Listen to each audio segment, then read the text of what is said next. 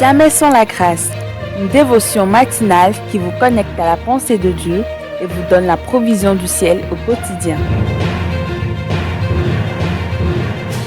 Bonjour chers amis, chers internautes, chers téléspectateurs, nouvelle journée, nouvelle provision. Bienvenue dans cette première dévotion de ce matin ou de cette semaine.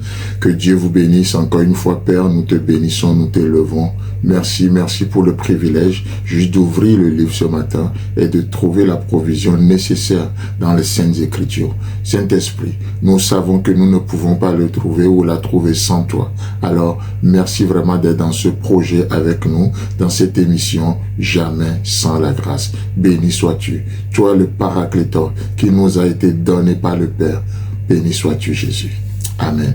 Alors c'est vraiment un grand honneur pour moi de vous accompagner dans la parole de Dieu pour rentrer encore dans cette journée, comme je le disais tout à l'heure dans ma prière, pour que nous puissions ensemble trouver la provision nécessaire pour notre vie de foi, pour notre marche dans ce monde si ténébreux. Et lorsque la parole de Dieu devient notre lumière, alors ça fait toute la différence. C'est au-delà des principes sans vie, c'est au-delà d'une religion, mais c'est une relation vivante avec un Dieu vivant.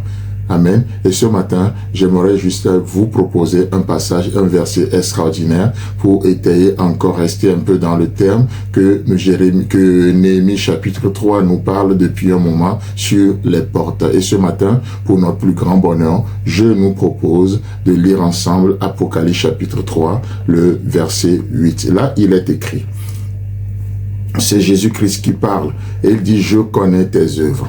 Voici, parce que tu as peu de puissance et que tu as gardé ma parole et que tu n'as pas renié mon nom, j'ai mis devant toi une porte ouverte que personne ne peut fermer. » Amen. Chers amis, chers internautes, chers téléspectateurs, ce matin, Dieu désire parler fraîchement à un cœur. Dieu désire fraîchement parler à un cœur faible, à un cœur affaibli, certes, mais un cœur qui continue de le chercher malgré tout. Dieu désire te rencontrer, il désire rencontrer quelqu'un qui retient désespérément la parole de la vérité, la parole de l'évangile. Dieu désire. Ce matin, c'est un jour de rencontre particulier. C'est un rendez-vous divin, ce jour que Dieu a fait. Et parce qu'il a fait, et c'est un rendez-vous divin, je déclare ce matin que cette journée sera une journée d'allégresse pour toi, au nom puissant de Jésus. Dieu désire te parler. Toi qui connais et toi qui continues de chercher à connaître son nom. Dieu désire te rencontrer. Ne me dis pas non, je suis fatigué. Non, c'est justement pour ça que Dieu désire te parler. Et à toi qui m'écoutes, qu'est-ce que Dieu te dit ce matin? Il déclare ceci. Je connais tes œuvres. Je connais tes œuvres. Et voici, parce que tu as peu de puissance et que tu as gardé ma parole et que tu n'as pas renié mon nom, j'ai mis devant toi une porte ouverte que personne ne peut fermer. Oh, c'est Jésus-Christ qui déclare. C'est Jésus-Christ qui déclare. Et quand il dit, il est ce Dieu de vérité. Et vous savez quoi? Parfois, nous amenons toutes les preuves qui nous disqualifient. Mais laissez-moi vous dire que si votre péché, si ton péché, ou plutôt si ton péché n'a pas effrayé Dieu, alors ce ne sont pas tes faiblesses qui vont l'effrayer. Ce ne sont pas tes faiblesses qui vont lui faire peur. Et vous savez quoi? Et c'est pourquoi Jésus-Christ ou le Père, il a trouvé la solution. Et si la croix a été la solution du Père pour vos péchés, pour nos péchés, la force du Fils demeure l'antidote pour nos faiblesses. Je le répète volontairement.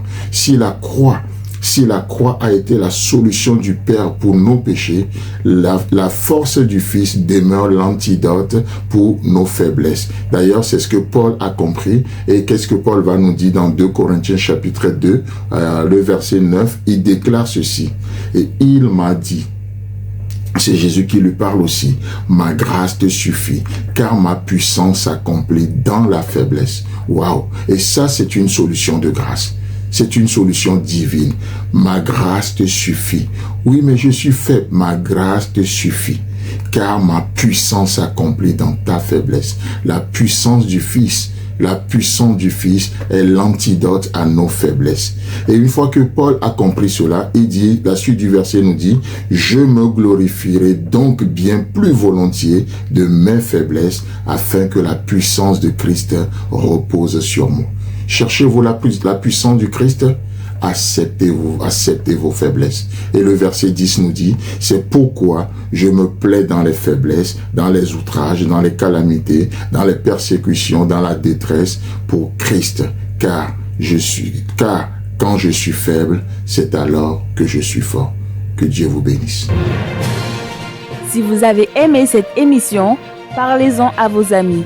Parlez-leur du message de la grâce et de ce qu'il fait dans vos vies.